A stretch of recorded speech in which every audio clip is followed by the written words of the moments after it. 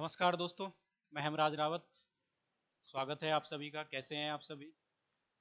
आप स्क्रीन पे ये दो इमेजेस आप देख रहे होंगे और बहुत अच्छे से आप फैमिलियर होंगे इन इमेजेस से।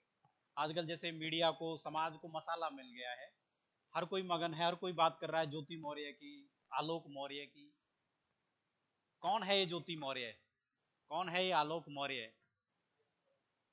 और क्या ऐसी मजबूरी रही है कि ये इतना हाईलाइट हो रहे हैं? एक कॉमन आदमी आलोक मौर्य अपनी वाइफ को, ज्योति मौर्य को पढ़ाता है, अपनी वाइफ के टैलेंट को पहचान लेता है कि ये कुछ कर सकती है, पढ़ाई कर सकती है, और उसको कोचिंग के लिए भेजता है, पीसीएस की तैयारी करवाता है। और फाइनली जैसे अमिताभ बच्चन वाली जो मूवी थी, हीरा ठाकुर वाली, उसमें वो अपनी वाइफ को भेजता है, ऐसे ये भी भेज देता है कि भाई आप हीरा ठाकुर की जैसे वाइफ बन के आई थी, आप भी कलेक्टर बनिए और एसडीएम बनिए। ये भी भेज देता है इस उम्मीद पे कि मेरी वाइफ एसडीएम बनेगी तो मेरा ही नाम रोशन होगा, मुझे सपोर्ट करेगी। ज्योति मौर्य उम्मीदों पर खरी भी उतरती है और finally as an SDM PCS अधिकारी सिलेक्ट हो जाती है। ये रही ज्योति मौर्य जी, हमारी ज्योति मौर्य। वो पीसीएस अधिकारी बन जाती है, एसडीएम अधिकारी बन जाती है। 2 या 3 साल बाद ऐसी क्या मजबूरियां हो गई कि ज्योति मौर्य अपने हस्बैंड को तलाक दे रही है। उस हस्बैंड को जिसने उसके दुख और सुख में साथ दिया, अपने मेहनत के पैसे से उसको पढ़ाया लिखाया, एसडीएम बनाया, और बाद में उसे डिवोर्स देने की नौबत आ जाती है। और क्या आलोक मौर्य की ऐसी मजबूरी हो गई कि उसको अपनी वाइफ को एक्सपोज करना पड़ा कि वो उस हद तक जा रही है। क्या आज से पहले ऐसे तलाक नहीं हुए? क्या इससे पहले किसी आईएएस अधिकारी ने तलाक नहीं दिया? क्या टीना डबी ने अपने हस्बैंड को तलाक नहीं दिया? बहुत तलाक हुए हैं। लेकिन ये इतना वायरल कैसे हो रहा है, इतना सोशल मीडिया पे हाय तौबा क्यों मच रही है? क्या मजबूरियां रही होंगी?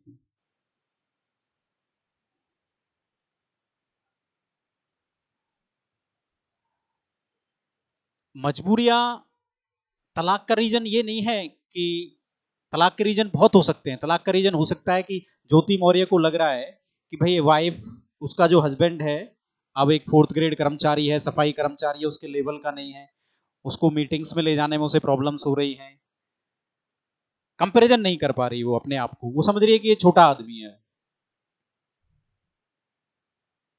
बराबरी नहीं समझ पा रही है कि भाई वो एक एज ए पीसीएस अधिकारी है, वो 4th ग्रेड कर्मचारी है। दूसरा, पैसा, पैसे की बराबरी नहीं है, पावर की बराबरी नहीं है। लेकिन इन सब का रीजन क्या है? रीजन है वैल्यू सिस्टम, इथिकल सिस्टम। एक आईएएस अधिकारी, एक पीसीएस अधिकारी हमारे समाज के लिए प्रेरणा है। लाखों युवाएं फॉलो करते हैं उसे। कहते हैं ना, अकेला चना भाड़ नहीं फोड़ सकता। आपने एक मूवी देखी, एक सीरीज आई है, वेब सीरीज, कि एक बंदा ही काफी है। उस सीरीज में क्या दिखाया गया है कि एक संत है, एक संत के ऊपर बनाई गई है वो, और वो किसी लड़की को सेक्सुअली हैरासमेंट करता है, और एक वकील, राजस्थान से एक वकील हायर करती है वो लड़की। तो बाद में जब जज स्टेटमेंट देता है तो जज ये कहता है कि अगर यही काम कोई और व्यक्ति करता तो शायद ये इतनी बड़ी बात नहीं होती। लेकिन क्योंकि लोग आपको पूज रहे हैं, आपने लोगों की श्रद्धा का मर्डर किया है, आपके लिए बहुत बड़ी बात है। लोग आपको फॉलो कर रहे हैं, अगर आप ऐसा काम करोगे तो समाज किस दिशा में जाएगा? समाज में तो अराजकता फैल जाएगी। तो मौर्य जी, ज्योति मौर्य जी, अगर आप लाखों युवाओं का रोल मॉडल होते हुए, आप लाखों युवाओं का रोल मॉडल है कि आपने इतनी मुसीबतें होते हुए भी आप पीसीएस अधिकारी बनी, रोल मॉडल हैं आप। युवा और बहुत सारी हमारी माताएं बहनें और बहुत सारे युवा साथी आपको फॉलो करेंगे, लेकिन आपकी अगर वो इस बात को भी फॉलो करें कि आप अपने हस्बैंड को छोड़ के, जिन्होंने आपका साथ दिया, उसको छोड़ के जाएं, तो समाज में तो अराजकता फैल जाएगी। एक आईएएस अधिकारी देश को चलाता है, समाज में व्यवस्था लाता है, अराजकता नहीं फैलाता। आपने तो अब देखो उन लड़कियों पे क्या इफेक्ट पड़ेगा, मैरिड लड़कियों पे, जिनके हस्बैंड चाहते हैं कि भाई मेरी वाइफ भी कुछ आगे चल के पढ़े, उसका परिवार चाहता है कि हम अपनी लड़की को पढ़ाएंगे, अपनी वाइफ को पढ़ाएंगे, अपनी बेटी को पढ़ाएंगे। तो बहुत सारी लड़कियों के लिए आपने रास्ते बंद कर दिए। बहुत से लोग सोच रहे हैं कि मैं अपनी वाइफ को आगे पढ़ने के लिए भेजूं या ना भेजूं। कल को वो भी आईएएस अधिकारी बन गई तो वो भी उसे छोड़ के चले जाएगी, जैसे आप छोड़ के जा रहे हो अपने हस्बैंड को। अब दूसरी बात है जिसपे कोई भी, ना तो सोशल मीडिया बात कर रही है, ना कोई यूट्यूब चैनल वाला बात कर रहा है कि ये तलाक हुआ क्यों, क्या मजबूरियां रही हैं इनकी, क्यों तलाक हो रहे हैं डे बाई डे। और इसका सीधा सा जो आंसर है वो है हमारा वैल्यू सिस्टम, वो है हमारा इथिकल सिस्टम, वो है हमारी सोसाइटी का वैल्यू सिस्टम। किस ओर जा रहा है हमारा समाज?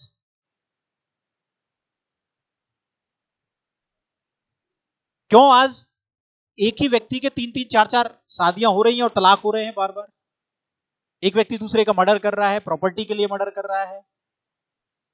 आपको पैसे की इतनी भूख बढ़ गई है आपके अंदर कि आप करप्शन पे करप्शन किए जा रहे हो। आप पे करप्शन के भी आरोप हैं, आपके हस्बैंड ने आपको एक्सपोज किया है। अब वो झूठे हैं सच्चे हैं ये तो इन्वेस्टिगेशन कमेटी बता ही देगी कि भाई आपका जो करप्शन चार्जेस है वो सही है, लेकिन कहीं ना कहीं वो आपकी मनसा को दर्शा रहा है। आपके अंदर पैसे की भूख है, आपके अंदर लस्ट की भूख है, आपके अंदर वासना है, और इसका कमी है कि हमारे समाज की वैल्यू सिस्टम खराब है। हमारी बुक्स में कहीं ना कहीं वो चीजें खत्म होती जा रही हैं। मूल्यबोध नहीं पढ़ाई जा रही आज की बुक्स में। ऑनेस्टी की कहानियां नहीं पढ़ाई जा रही। एक कहानियां हुआ करती थी कि honesty is the best policy, लकड़हारे की कहानियां, वो नैतिक मूल्य की कहानियां खत्म है। आजकल इथिकल्स वैल्यूज, केवल एथिक्स को एज ए सिलेबस कोई वही व्यक्ति पढ़ रहा है जो आईएएस की तैयारी करेगा या पीसीएस की तैयारी करेगा, एथिक्स एंड इंटीग्रिटी। लेकिन जब वो एथिक्स एंड इंटीग्रिटी को ग्रेजुएशन के बाद आईएएस बनने के लिए तैयारी करता है तो वो केवल सिलेबस समझ के करता है उसको, उसके बॉडी में वो उतरता नहीं है, उसके खून में नहीं उतरता ईमानदारी, त्याग, सेक्रीफाइस उसके खून में नहीं उतरती। वो उसके खून में तब उतरेगी जब आप उसको बचपन से पढ़ाओगे ईमानदारी, उसको लक्कड़हारे की कहानियां बचपन से पढ़ाओगे, उसे राम के त्याग, लक्ष्मण के त्याग, राम का त्याग। राम जीवन भर अपनी पत्नी से दूर रहे लेकिन दूसरी शादी नहीं की राम जी ने। ये होता है प्यार। तुम आज के युवा क्या प्यार जाने, आप एक मिली दूसरे के पास एक, एक आपको दूसरी अच्छी मिल गई दूसरे के पास चले जाएगा, या एक वुमेन को दूसरा अच्छा मिल गया उसके पास भाग गए आप। ये प्यार है आपका? ये प्यार नहीं है, वासना है। This is not the love. जब तक आप राम की कहानी नहीं पढ़ाओगे, आपके हमारे एनसीईआरटी के सिलेबस में कहीं रामायण ही नहीं है, कहीं है रामायण? रामायण को गायब कर दिया जहां से बच्चा हमारा वैल्यू सिस्टम पढ़ेगा। नैतिक मूल्यबोध एक किताब आया करती थी, वो मूल्यबोध की किताब खत्म कर दी। Gita as a life management, Gita खत्म कर दिया आपने। अरे गीता को आप एज ए लाइफ मैनेजमेंट तो लेके आइए। गीता सारी समस्याओं का सॉल्यूशन है। गीता पढ़ोगे तो ना तो तलाक होगी, ना मर्डर होगा, ना चोरी होगी, ना कुछ होगा। गीता सारी समस्याओं का समाधान है। गीता की जब आप कोर्ट में जाओगे तो गीता कोर्ट में तो आपने इंक्लूड कर, अरे गीता को कोर्ट में नहीं भैया, गीता को कोर्स में लाओ। कोर्ट की जरूरत नहीं है गीता को। जब कोर्स में आप गीता को ले आओगे तो कोर्ट में लाने की जरूरत नहीं है, वो अपने आप सच बोलेगा।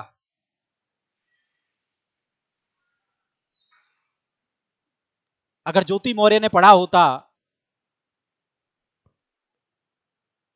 कि सीता माँ ने राम के लिए 14 वर्ष वनवास गई तो तलाक की नौबत नहीं आती। तलाक क्यों आ रहा है? तलाक टीना डबी का भी हुआ था। चलो हम ज्योति मौर्य की बात को ले लें। ज्योति मौर्य तो कह रहा है कि भाई आपका दोनों का जो लेवल है वो सही नहीं है, सही नहीं है। वो एक 4th ग्रेड कर्मचारी, आप A ग्रेड कर्मचारी हो। लेकिन टीना डबी का केस सुना होगा आपने, टीना डबी का भी तलाक हुआ था। उनका तो पैसे का लेवल भी बराबर था, पोस्ट भी बराबर थी, फिर क्या था? क्या जरूरी है? क्यों आज का समाज तलाक की तरफ भाग रहा है? 2 साल शादी के नहीं हुए तलाक। कमी है म्यूचुअल अंडरस्टैंडिंग की, सेक्रीफाइस की, कंप्रोमाइज करने की। वाइफ की खुशी के लिए हस्बैंड का कंप्रोमाइज और हस्बैंड की खुशी के लिए वाइफ का कंप्रोमाइज। जब तक ये चीजें नहीं आएंगी, वैल्यू सिस्टम पे हमारी जो गवर्नमेंट है वो फोकस नहीं करेगी, बच्चों को बचपन से वैल्यू सिस्टम नहीं पढ़ाएगी, तो डेली एक ज्योति मौर्य पैदा होगी और एक आलोक मौर्य पैदा होगा। समाज में अव्यवस्था फैलती जाएगी, अनारची फैलती जाएगी, अराजकता फैलती जाएगी। आने वाले टाइम में यही होगा। लोग पैसे को इंपोर्टेंस दे रहे हैं, पावर को इंपोर्टेंस दे, कुछ भी करने के लिए तैयार है, प्रॉपर्टी के लिए भाई का मर्डर करने के लिए रेडी है। उसका रीजन यही है कि हमारे समाज में वैल्यू सिस्टम नहीं पढ़ाया जा रहा है, हमारे समाज में इथिकल सिस्टम नहीं है। और वो क्यों गायब हुआ है? क्योंकि आपने गुरुकुल खत्म कर दिए, आपने गीता को खत्म कर दिया, आपने रामायण को खत्म कर दिया, आपने धार्मिक पुस्तकों से सिलेबस में से हटाना शुरू कर दिया। जब तक आप लाइफ मैनेजमेंट के तौर पे उनको नहीं लाओगे, उनको मॉरल वैल्यूज नहीं पढ़ाओगे, त्याग नहीं पढ़ाओगे भाई के लिए, तब तक यही व्यवस्था चलती जाएगी। और ये देश, जिस देश का नैतिक पतन हो गया, उस देश को पतन होने से कोई नहीं रोक सकता। तो ज्योति मौर्य की कहानी से सबक लेकर अपने बच्चों को मॉरल वैल्यूज पढ़ाइए। फिर चाहे वो IAS बन जाए, चाहे वो देश का प्रधानमंत्री बन जाए, वो फिर जमीन से जुड़ा हुआ रहेगा। अगर आप जमीन से जुड़े हुए नहीं हो, आप में SDM बनते ही हवाबाजी आ गई, तो आप गिरोगे भी उतनी ही बुरे। 4 दिन की चांदनी और फिर अंधेरी रात। ज्योति मौर्य जी, आपसे समझ रहे हो कि भाई आप बहुत ऊंचे लेवल पे बन गए, आप आपके जमाना का आपके जैसा कोई है नहीं, तो आपकी भी 4 दिन की चांदनी है, फिर अंधेरी रात। हो सकता है आप करप्शन के केस में जेल भी जाओ। और मैंने तो एक बात और देखा है कि आपके वीडियोस वायरल हो रहे हैं, आप अनटचेबिलिटी, उसको अनटचेबिलिटी के केस में भी जेल जा सकते हो, आर्टिकल 17। आप तो जाति सूचक शब्द भी इस्तेमाल कर रहे हो अपने हस्बैंड के खिलाफ। अरे आपका सम्मान आपके हस्बैंड का सम्मान है। और आलोक मौर्य जी, आप भी अपनी पत्नी को एक्सपोज कर रहे हो, कहीं ना कहीं आपकी भी तो बदनामी है इसमें।